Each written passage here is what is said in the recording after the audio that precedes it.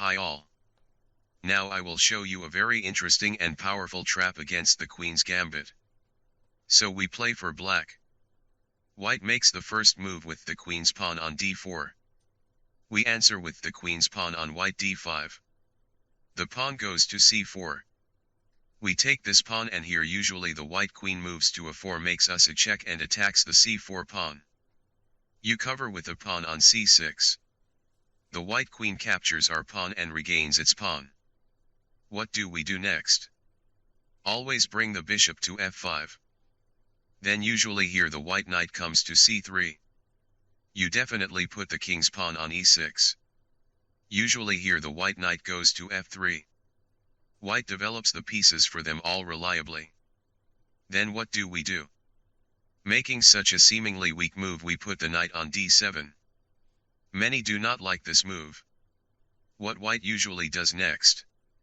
White is likely to put a pawn on g3 here in order to put the bishop on g2 and castle.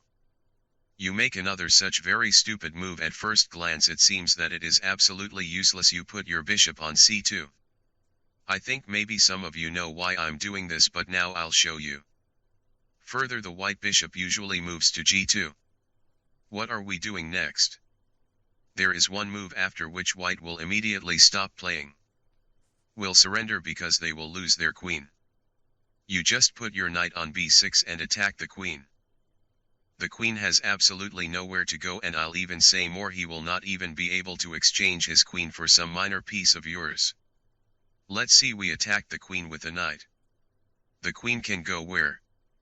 Let's take our bishop on d3, that's understandable. That's why we put this bishop on c2. He covered these two cells. If it leaves here, the elephant takes it. Let's say if the queen goes to b4 and takes our dark squared bishop. If it goes to a4, our knight takes it. Here is our pawn. Here our pawn takes.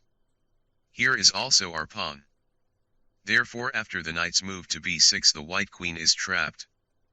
That is how it is very easy to catch the white queen literally in 8 moves when the enemy plays the queen's gambit against you. I believe that this combination is more accurate, even a trap.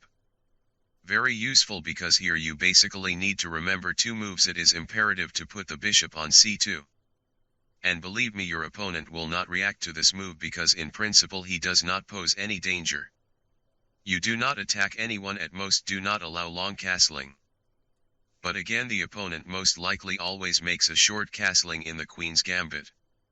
And you need to remember the second move, to put the knight first on d7 and then on b6. These 2 pieces catch the white queen very nicely. And everything else is basically done by your opponent. Because he is playing the queen's gambit, therefore the placement of his pieces that specifically interfere with him is all he did. And you just made 2 moves. Brought out the bishop and the knight. This is a very useful trap. With this trap I guarantee you that you will win a lot of your games. That is, now study this trap and start playing chess online or with someone live. And wait for the moment when the queen's gambit will be played against you, and use this trap. I guarantee that out of 10 games, 8 games you can win with the help of this trap. All, if you like this trap, please like it. Subscribe. I will talk about many more interesting traps. I consider this to be a good experience for novice chess players. And not only. To tell about my interesting games where I caught my opponents. About which my teacher told me in due time. Sorry for the translation, I just can't read it. Play chess and remember, every chess master was once a beginner.